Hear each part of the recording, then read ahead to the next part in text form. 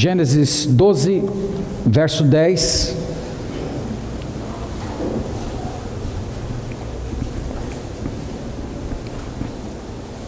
Esse é o texto do qual nós queremos meditar hoje. Os irmãos estão lembrados que nós iniciamos uma série de mensagens a respeito da vida do patriarca Abraão. Na primeira mensagem nós olhamos o seu chamado. Dissemos que ele era de Ur dos Caldeus, ele era um pagão quando ali estava. O Senhor o chamou e fez uma promessa a ele. Essa promessa nós chamamos de uma aliança incondicional. Nós tentamos mostrar a diferença entre uma aliança condicional e uma aliança condicional. A incondicional é aquela em que apenas uma das partes se compromete, enquanto a condicional, ela tem uma contrapartida de ambas as partes. E nós dissemos que essa aliança que Deus fez com Abraão foi uma incondicional, isto é, apenas Deus se comprometeu em abençoar, em manter a sua palavra, em dirigir a vida daquele homem, dar a terra para ele, para sua descendência, formar um povo. Deus exclusivamente se comprometeu em manter essa aliança, e é por isso que o povo de Israel jamais foi desprezado por Deus completamente, porque embora eles tenham pecado muito contra o Senhor, mas Deus havia feito um pacto de que iria manter a sua fidelidade com aquele povo, com a sua promessa, apesar das muitas falhas e equívocos daquela nação. E hoje nós vamos continuar olhando um pouco mais a vida desse homem. E eu quero confessar a vocês que enquanto eu estava olhando essa semana esse texto e ponderando e orando e escrevendo algumas coisas, me veio na mente uma frase do poeta baiano que diz o seguinte: andar com fé eu vou, que a fé não costuma falhar. Pois é, hoje nós vamos ver que a fé falhou. A fé do pai da fé falhou. E esse é o tema da nossa meditação hoje de manhã. Quando a fé falha. Então vamos ler Gênesis 12, a partir do verso 10, tentar entender o que a palavra de Deus tem a nos ensinar. Havia fome naquela terra. Desceu, pois, Abrão ao Egito para aí ficar, porquanto era grande a fome na terra. Quando se aproximava do Egito, quase ao entrar, disse a Sarai, sua mulher: ora, bem sei que és mulher de formosa aparência. Os egípcios, quando te virem, vão dizer: é a mulher dele, e me matarão, deixando-te com vida. Dize, pois, que és minha irmã, para que me considerem por amor de ti, e por tua causa me conservem a vida. Tendo Abrão entrado no Egito, viram os egípcios que a mulher era sobremaneira formosa. Viram-na os príncipes de Faraó e gabaram-na junto dele. E a mulher foi levada para a casa de Faraó. Este, por causa dela, tratou bem a Abrão, o qual veio a ter ovelhas, bois, jumentos, escravos e escravas, jumentas e camelos. Porém, o Senhor puniu a Faraó e a sua casa com grandes pragas por causa de Sarai, mulher de Abrão. Chamou, pois, Faraó a Abraão e lhe disse: que é isto que me fizeste? Por que não me disseste que ela era tua mulher? E me disseste ser tua irmã? Por isso a tomei para ser minha mulher. Agora, pois, eis a tua mulher, toma, vai-te. E Faraó deu ordens aos seus homens a respeito dele, e acompanharam-no a ele, a sua mulher e a tudo que possuía. Amém. Então hoje nós vamos falar sobre a fé que falha. Nós vamos observar que uma pessoa que ama a Deus, que tem fé em Deus, em certos momentos da sua vida pode ter a sua fé enfraquecida, esquecer-se das promessas de Deus e às vezes proceder de uma forma que não tem nada a ver com a vida de alguém que é regenerado. Para observar essa mensagem hoje, eu dividi a nossa passagem aqui em 3 ideias. A primeira ideia é a provação, a segunda é a reação e a terceira é a reparação. repercussão. Tudo facinho para sair daí você bem memorizado essa manhã. Então vamos começar olhando a provação. A provação está no verso 10, na primeira linha do verso 10. Havia fome naquela terra. A provação que ele enfrentou aqui era fome. Eu quero lhes lembrar, irmãos, que esse é o segundo teste que Abraão teve de passar. O primeiro teste foi a própria vocação, quando Deus o chamou e disse: sai da tua terra, sai da tua parentela, vai para o lugar que eu vou te indicar. Nós vimos na última semana que esse chamado de Deus, ele não obedeceu de uma forma completa. Ele saiu de Ur dos Caldeus, mas ele parou por algum tempo e ficou em Harã. E quando ele estava em Harã, Deus falou com ele novamente: sai da tua terra, sai da tua parentela e vai para o lugar que eu vou te ordenar, que eu vou te indicar. E nós vimos que isso tudo foi um processo. Na verdade, ele foi chamado pelo Senhor, ele já tinha Deus no seu coração, mas a fé dele estava amadurecendo.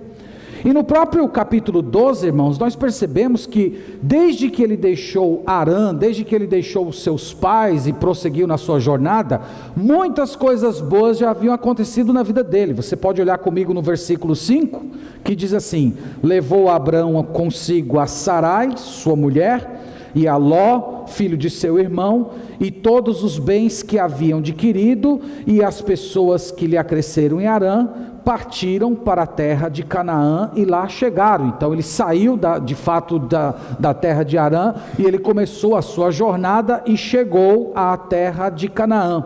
No versículo 6 diz que ele atravessou Abrão até a terra até Siquém. Lembra que essa cidade de Siquém é uma cidade importante na história bíblica?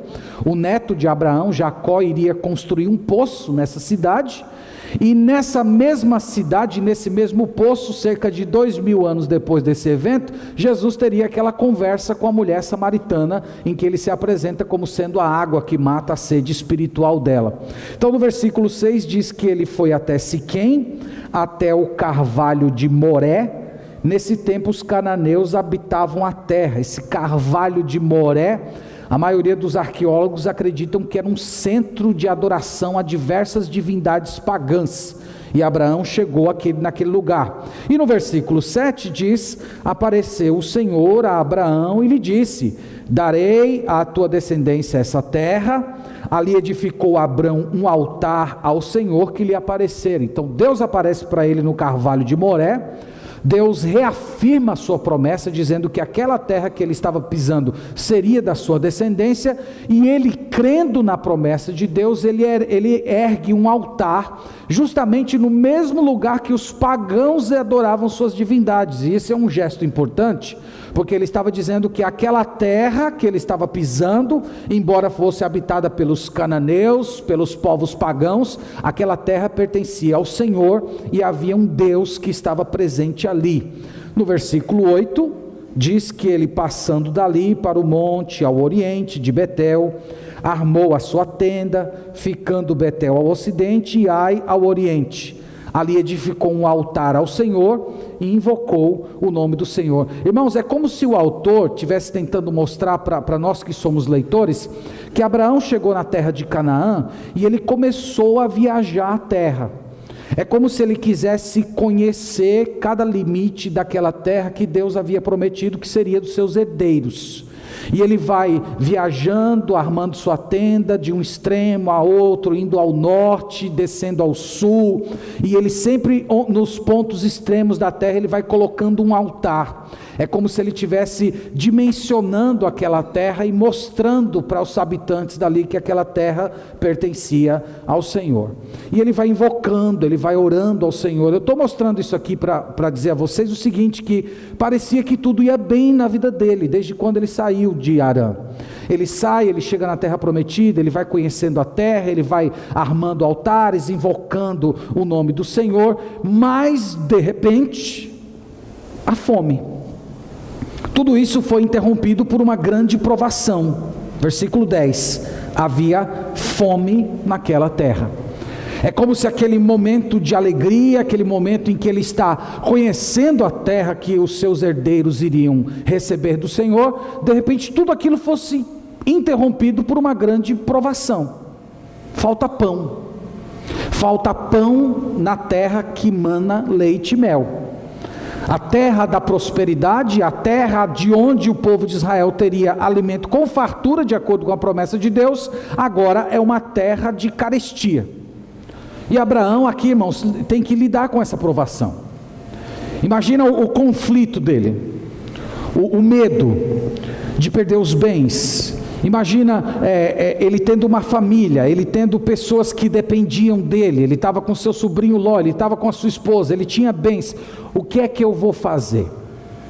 Como é que fica as promessas de Deus? Deus prometeu que essa terra seria a terra dos meus herdeiros, que essa terra seria uma terra de fartura, que aqui mana leite e mel, e eu chego aqui nessa terra, eu encontro fome, carestia, sequidão, necessidade. O que fazer? Então essa é a primeira cena dessa história. A primeira cena é a provação dele, e isso nos leva à segunda cena. A segunda cena eu chamei de reação. A reação está no verso 10 propriamente. Havia fome naquela terra, provação.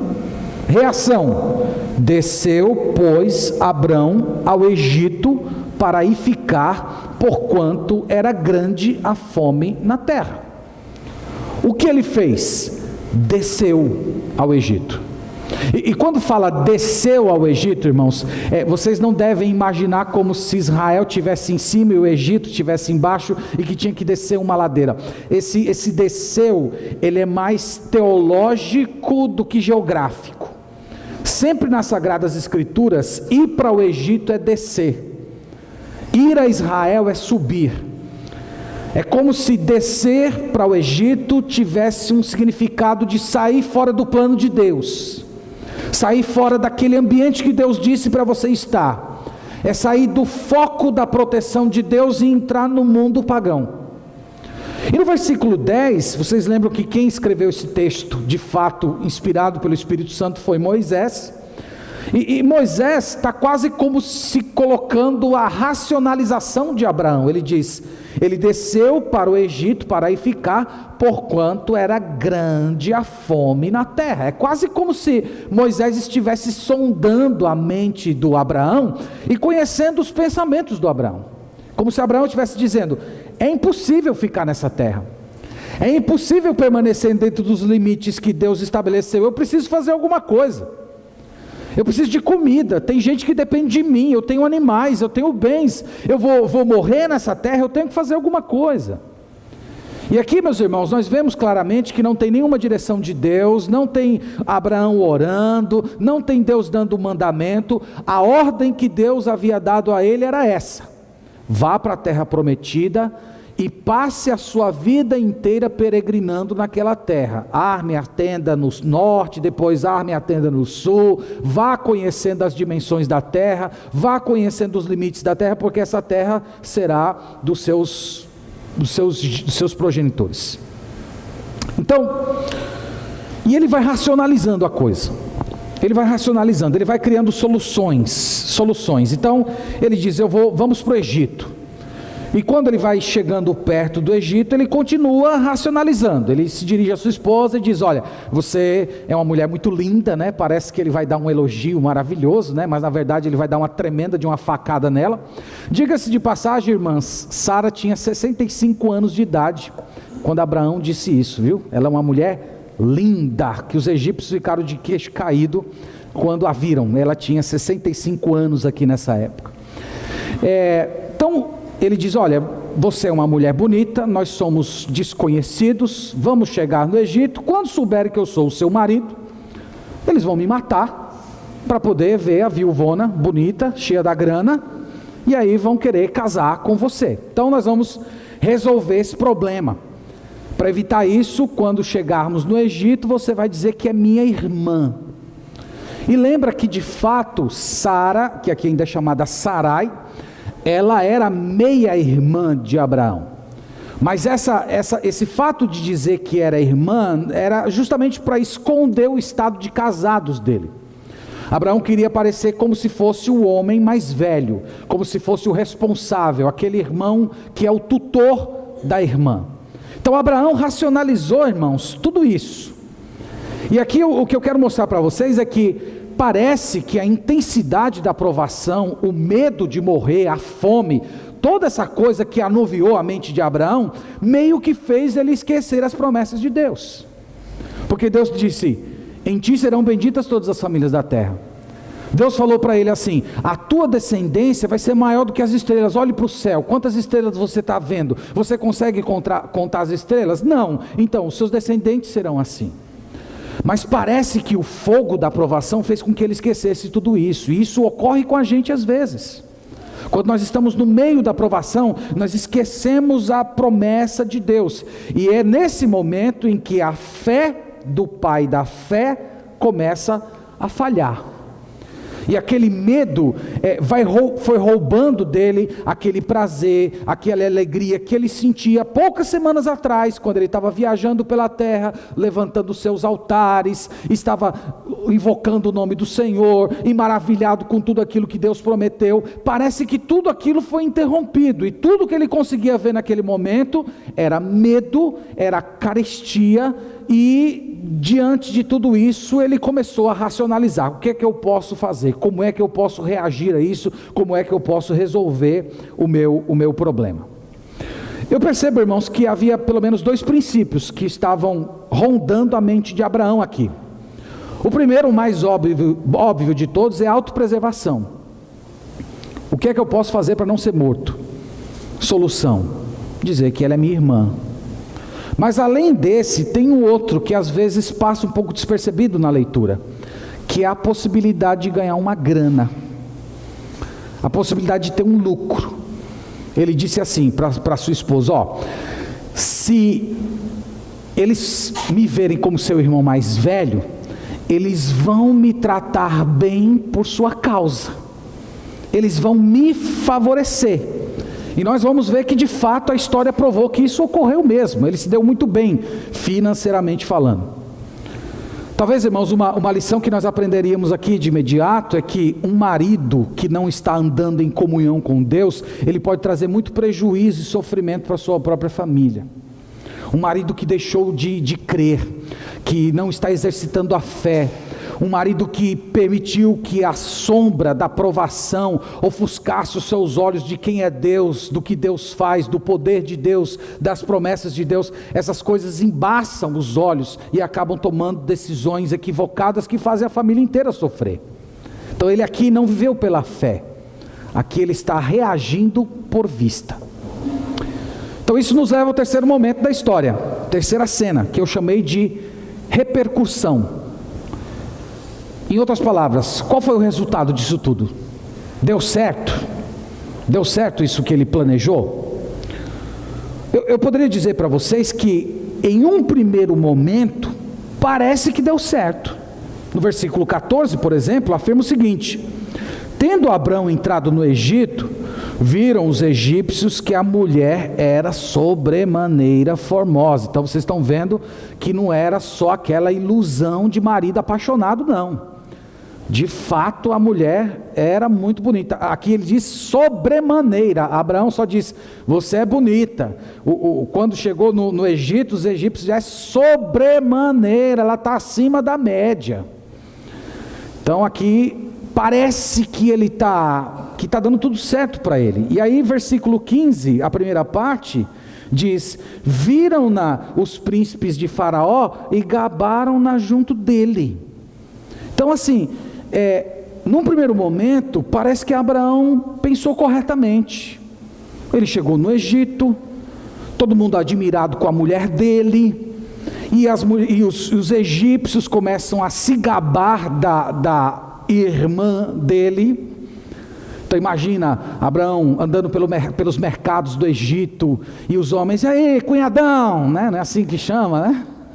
Ei, cunhado, sua irmã já arrumou marido para ela, tô na fila, hein? Meu dote aqui, Então parece que o negócio está dando certo, parece num primeiro momento que ele acertou.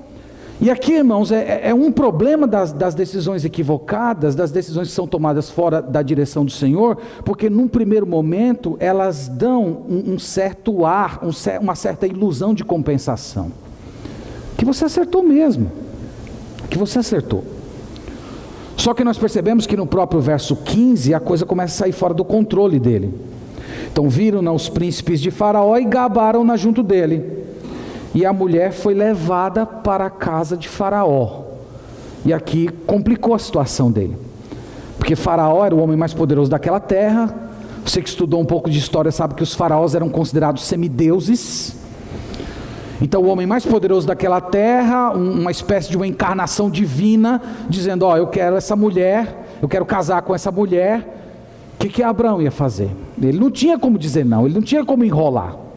Então a situação aqui saiu do controle dele e ela vai parar no harém do faraó. Lembra que os imperadores, os reis da antiguidade, eles tinham os seus haréns, onde eles tinham coleções e coleções de mulheres, de todos os tipos, de todos os gostos. Sara foi colocada lá.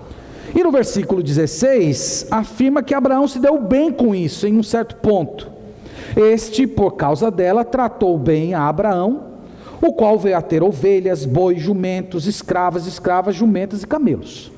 Então foi aqui que a riqueza dele disparou, ao custo do casamento dele, de todo esse constrangimento. Então, meus irmãos, eu estou mostrando aqui para vocês que ele racionalizou toda a situação, mas chegou um certo momento que ele perdeu o controle das coisas. Ele não tinha mais como resolver o problema relacionado à sua esposa. Mas louvado seja Deus que a história não para aqui. A primeira palavrinha do verso 17 é a palavra porém. Porém. Eu não sei se você sabia disso, mas na Bíblia o porém de Deus é a dobradiça da porta. O porém de Deus é a mudança, o porém de Deus é a virada. Você lê Romanos 1, 2 e 3, ele descreve o pecado, dizendo que vai para o inferno, vai ser perdido. E aí, quando vai chegando no final do capítulo 3, ele diz, porém... Aí o porém é a virada, é a dobradiça da porta, é a possibilidade de uma boa notícia. Então imagina que você vai a um médico, e o médico faz um diagnóstico de uma doença que você tem, uma doença que mata, e ele descreve a doença, essa doença é terrível, essa doença mata, você tem poucos dias de vida, e você vai lá baixando a cabeça, ficando triste, já pensando no funeral, na esposa que vai deixar, nos filhos. Aí o médico fala assim, porém... O porém, né?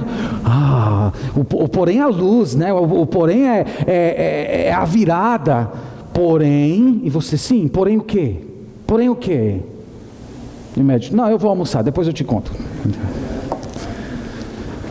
O porém é a possibilidade de mudança. Então, meus irmãos, louvado seja Deus pelos muitos poréns que Ele realiza na nossa história. E o maior de todos os poréns, diz o Novo Testamento, é o Senhor Jesus Cristo. Ele é o grande porém da nossa história. Nós condenados à destruição, porém Deus nos amou de tal maneira e deu o seu Filho por nós. Esse é o grande porém de Deus.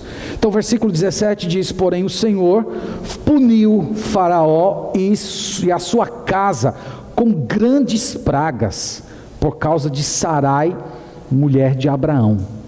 Então Deus visitou Faraó com praga, com punição.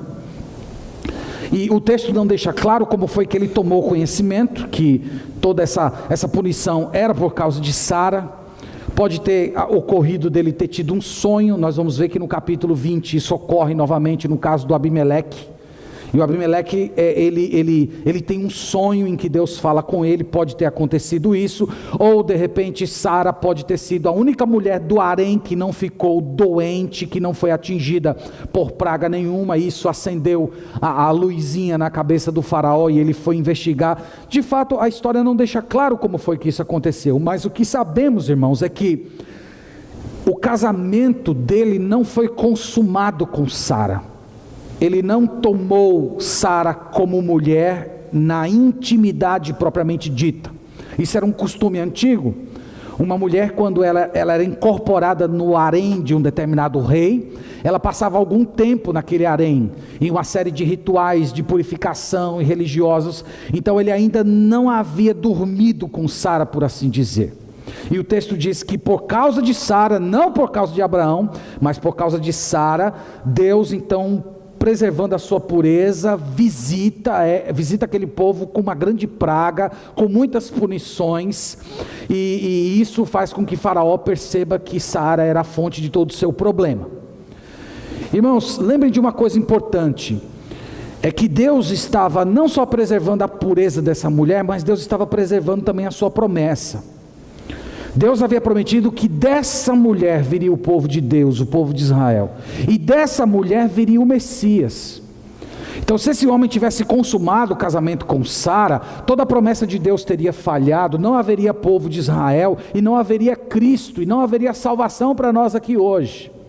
Então, no final das contas, Deus está velando por sua palavra, Deus está guardando a sua promessa. E no verso 18 e 19, nós temos a vergonha de Abraão. Chamou, pois, Faraó a Abraão e lhe disse: que é isto que me fizeste? Por que não me disseste que ela era tua mulher, e me disseste ser ela tua irmã? Aqui, irmãos, é uma grande vergonha, porque ele é um pagão, ele é um descrente, ele é um ímpio, e é um ímpio que está requerendo de alguém que é de Deus o comportamento correto. Isso é uma coisa muito triste quando ocorre nos nossos dias. É uma grande derrota para o povo de Deus, quando as pessoas do mundo olham para a gente e nos cobram que nós tenhamos postura, comportamento, palavras, ações que sejam dignas da fé que nós confessamos ter. E ele está cobrando Abraão disso. E ele manda ele embora. Verso 20, Faraó deu ordens aos seus homens a respeito dele, e acompanharam-no a ele, a sua mulher, e a tudo quanto possuía. Então ele ficou muito rico em todo esse processo, mas no meio dessa riqueza, no meio desses escravos, vem uma escrava em especial, que vai constituir-se em um grande problema para ele em um futuro próximo, que é Agar, de onde vai vir Ismael, e de onde virá os povos árabes. Mas em tudo isso aqui, meus irmãos, tem uma nota alegre. Tem uma nota alegre. Nós vemos aqui a bondade de Deus, nós vemos a fidelidade de Deus protegendo Abraão e a sua família, apesar dos equívocos dele, apesar dos pecados dele. Lembra de 2 Timóteo 2,13, que diz assim: quando ele permanece fiel, mas quando nós somos infiéis, ele continua fiel, porque ele não pode contradizer a si mesmo. Então louvado seja Deus, porque ele mantém a sua fidelidade, mesmo quando nós somos infiéis aos princípios que ele nos entregou. Pois bem, quero dividir com vocês duas lições, apenas duas lições dessa passagem, depois nós vamos orar ao Senhor. Primeira lição é bem óbvia. Todos que são de Deus passam por provações. Todos que são de Deus enfrentam tribulações. Aqui nós temos um dos maiores personagens do Antigo Testamento, ao lado de Moisés, o maior personagem do Antigo Testamento, o pai da fé. Um homem que, andando com Deus, sendo fiel a Deus, ele sentiu o peso e a dor da fome. Foi o homem que, mesmo andando com Deus, obedecendo ao Senhor, ele não teve recursos para alimentar a sua família em um dado momento da sua vida. Aqui, irmãos, é para nos lembrar que estão erradas todas as pessoas que dizem que se você tiver fé, você não passa necessidade. Se você não ter fé, você não vai enfrentar provação. Se você tiver fé, você não vai ficar desempregado, você não vai ter carestia. Que é algo que, se você tiver fé, você nunca vai precisar ser ajudado. É um grande erro isso. Esse homem era um homem de fé, e ele passou necessidade. Jesus nem pode ser nomeado ao lado de Abraão, e Jesus disse que não tinha nem onde reclinar a sua cabeça. Então, pessoas que são de Deus passam por provações. Provações chegam em nossa vida, e provações, irmãos, chegam de formas inesperadas, momentos que a gente não aguarda. Nós vimos aqui que Abraão estava em um bom momento, ele estava conhecendo a terra prometida, armando suas tendas, invocando o nome do Senhor. De repente, fome, de repente, carestia, de repente ele se vê obrigado a fugir para o Egito, e o seu espírito de louvor, de gratidão, de amor a Deus é substituído por medo, por falta de fé e até um tanto de cobiça. Então toda sua vida é transformada de um modo repentino. Provações chegam da noite para o dia. Nós podemos às vezes estar andando tudo bem na nossa vida e de repente de uma noite para amanhecer um dia, tudo se embaraça e a nossa vida vira de cabeça para baixo, sem preparação. Às vezes na forma da perda de um emprego, da falência, uma doença inesperada, uma crise conjugal, uma doença de um filho que se rebela, desânimo espiritual. Irmãos, a existência humana é muito frágil. Nós precisamos lembrar disso. E essas adversidades, quando chegam e batem na nossa porta de uma vez, elas sempre nos levam a uma crise de fé. Essa crise de fé, nós somos forçados a olhar para dentro da nossa alma e perguntar para nós mesmos: em quem eu confio? Em quem eu confio? Em quem eu depositei a minha esperança?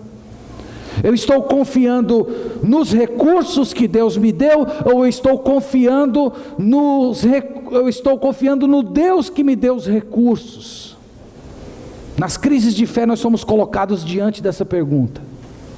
Mas, meus irmãos, vamos nos lembrar que essas crises, quando chegam, embora causem muita dor e sofrimento a nós, elas são uma oportunidade única que Deus nos dá de levar a nossa fé e o nosso relacionamento com Ele a um patamar elevado, profundo. Essas provações, elas provam a nossa fé. Essas provações, elas mostram em que série nós estamos na escola de Cristo. Se nós já estamos experimentados na fé, na esperança. Elas purificam a nossa fé, removem a escória, mostram o que está dentro do nosso coração, às vezes aspectos profundos. Às vezes, irmãos, o fogo da provação meio que ilumina pontos escuros do nosso coração, e nós percebemos áreas que nós nunca tínhamos notado. Nós temos que passar por provações para poder progredir em nossa peregrinação nesse mundo. E era o que Deus estava fazendo com Abraão. Deus estava lapidando a fé dele, e Deus está fazendo o mesmo conosco hoje. Portanto, aguarde provações. Elas vão chegar, algumas vezes sem aviso, mas nunca serão para te destruir, sempre para lhe fazer progredir. Você crê nisso? Essa é a verdade da Escritura. Segunda lição: Deus requer de nós uma reação apropriada quando estamos no fogo da provação. Provações chegam, Deus requer de nós uma reação apropriada. Nós vimos que a reação de Abraão, meus irmãos, foi sair dos limites que Deus impôs a ele. Deus disse que ele tinha que ficar na terra prometida, armando suas tendas, conhecendo a terra, mas ele, no fogo, no calor, no medo, ele saiu dos limites. E isso ocorre com a gente também. Quando nós estamos no meio de uma provação, é quase que o nosso instinto imediatamente procurar alguma coisa que nos dê alívio, procurar alguma coisa que alivie a nossa dor. É quase instintivo essa reação. Como é que eu saio dessa? O que eu posso fazer para me aliviar, sair disso? E é justamente, meus irmãos, nesse ponto em que nós corremos o risco de nos tornar vulneráveis e acabarmos fazendo escolhas equivocadas, ignorando o que a Bíblia diz e tomando decisões importantes da vida, seguindo o nosso próprio coração. Em outras palavras, eu estou dizendo para os irmãos o seguinte: não busque métodos mundanos para resolver os seus problemas, porque métodos mundanos produzem resultados mundanos e produzem mentalidade mundana, e isso você não quer para a sua vida cristã. Então imagina, você está com falta de dinheiro,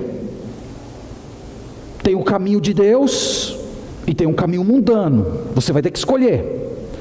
Você está com um problema no seu casamento, Tem o caminho de Deus para resolver, mas tem também o método mundano. Você está carente, se sentindo só, às vezes ignorado pelo seu cônjuge, ou às vezes sem ninguém do seu lado. Tem o método de Deus de você resolver isso, e tem o método do mundo para resolver. Então nós temos que ter cuidado com isso. Esse é um assunto da mais absoluta importância, porque os métodos mundanos, quando adotados, eles dão uma ilusão de satisfação imediata e um certo alívio daquela dor. Então você corre o risco de olhar para aquilo e dizer: eu fiz isso aqui, pareceu meio estranho, meio equivocado, mas parece que está dando certo, parece que funciona. E aí você começa a racionalizar alguma maneira espiritual, dizer: Deus escreve certo por linhas tortas, é isso mesmo, né? Deus abençoa e tal, Deus... A gente começa a fazer que nem Abraão fez, a gente vai criando desculpas, se justificando, e isso, irmãos, vai nos cegando para a vontade de Deus, para a verdade de Deus, endurecendo o nosso coração. O que eu estou dizendo aqui, irmãos, para vocês essa manhã, é que fora da vontade de Deus, você pode até encontrar pão, mas você vai ser sempre espiritualmente faminto. Você sempre vai ter comunhão quebrada com Deus. Você pode ter até uma sensação de conforto imediato, mas isso vai cobrar de você um preço alto no futuro, como cobrou desse homem. E muitas vezes, em todo esse processo, nós criamos situações irremediáveis, coisas que não dá para voltar atrás. Eu ouvi essa semana de uma jovem cristã que já tinha passado dos 20 anos e ela estava se sentindo carente, não tinha namorado, estava com vontade de namorar, e ela foi para uma festinha da escola, e lá naquela festinha aparentemente inocente, ela conheceu um rapaz muito atraente, muito envolvente, e ela ficou com esse rapaz, e foi muito bom, ela gostou muito, ficou muito feliz, mas entendia que era só um encontro casual, que não ia resultar em nada fixo, mas pelo menos aquela carência imediata dela foi saciada. E ela foi para casa. Semanas depois apareceu uma ferida na sua boca, e ela foi ao dentista, o dentista olhou, passou uma medicação, não resolveu o problema. Passou mais uma temporada, ela foi a um médico especializado, o médico também olhou, passou uma medicação, nada. E algum tempo depois ela está assistindo televisão e ela vê a polícia fazendo uma prisão de um jovem que tinha relações íntimas com cadáveres. E para o espanto dela, quando ela olhou, era o rapaz que ela tinha ficado na festa. E ela adquiriu uma bactéria, um vírus de cadáveres. É desse tipo de coisa, irmãos, que nós estamos falando. Seguindo por um caminho diferente de Deus, você pode ter até uma satisfação imediata. Você pode ter até a resolução do seu conflito, do seu problema. Mas sempre isso vai cobrar um preço alto de você. Quando Deus estabelece limites para você, quando Deus diz, não passe daqui, não é para você fazer você sofrer, mas é porque depois disso aqui tem um abismo. Depois disso aqui tem uma coisa que vai te destruir. Depois disso aqui tem uma coisa que vai roubar algo precioso de dentro de você. E nós aprendemos isso na vida e na história desse homem. A questão, meus irmãos, portanto, não é o que pode suavizar a sua dor, mas é o que Deus requer. Não é o que vai te trazer um pouco mais de conforto, mas é o que Deus quer que você faça. Qual é a reação que o Senhor requer de você? E em linhas gerais, essa reação pode ser resumida numa palavrinha: fé. Deus quer que você creia. A Bíblia diz, porque sem fé é impossível agradar a Deus. Romanos 14, 23 diz que tudo aquilo que não provém da fé é pecado. Deus quer que você reaja com fé, acreditando nele, acreditando na palavra dele, acreditando naquilo que ele prometeu, acreditando que os nãos que ele diz sempre são para proteger, para fazer você crescer no Senhor, acreditando que todas as provações e todas as dores que ele permite que você enfrente nesse mundo são para moldar Cristo no seu rosto. E essas coisas nem sempre vão trazer um alívio imediato. E esse é a grande questão, porque muitas vezes obedecer a Deus vai ser o caminho mais difícil. Obedecer a Deus às vezes vai aumentar a chama da provação. Mas eu quero te dizer que isso vai agradar a Deus. Isso vai lhe ajudar a crescer em confiança, em maturidade. Você vai ter a aprovação de Deus, você vai ter o conforto do Espírito Santo, você vai testemunhar aos outros, e isso vai ensinar você a viver pela fé. Viver pela fé, eu tenho falado isso para diversas pessoas, é a maior necessidade do povo de Deus para os dias de hoje. Viver pela fé é você dizer assim: a minha vida, o meu caminho, a minha peregrinação não é conforme o que está acontecendo, não é pelo que eu vejo, não é pelo que eu sinto, mas pelo que eu creio. A minha vida é fundamentada no que eu creio, não no que eu vejo, não no que eu sinto. Então, se eu estou vendo tudo embaçado, se eu estou vendo chamas, se eu estou vendo provação, se eu estou vendo sofrimento, eu creio. Eu não vivo por aquilo que eu vejo. Portanto, irmão, irmã, não saia da posição que você está hoje, só porque está desagradável. Não saia. Não saia da posição que Deus te colocou só porque está doendo. A questão é: o Senhor quer que eu passe por isso? É a tua vontade que eu ande pelo vale da sombra da morte? É a tua vontade que eu sofra essa perseguição? É a tua vontade que eu padeça essa humilhação, que eu continue derramando lágrimas? O Senhor quer que eu faça isso? Se o Senhor quer, eu vou, porque eu sei que o Senhor está comigo. A tua vara e o teu cajado me consolam. Portanto, meus irmãos, que Deus nos abençoe essa manhã, e que Ele aumente a nossa fé, para que nós continuemos crendo no Senhor, mesmo quando tudo parecer carestia ao nosso redor. Amém. Vamos orar a Deus nesse momento.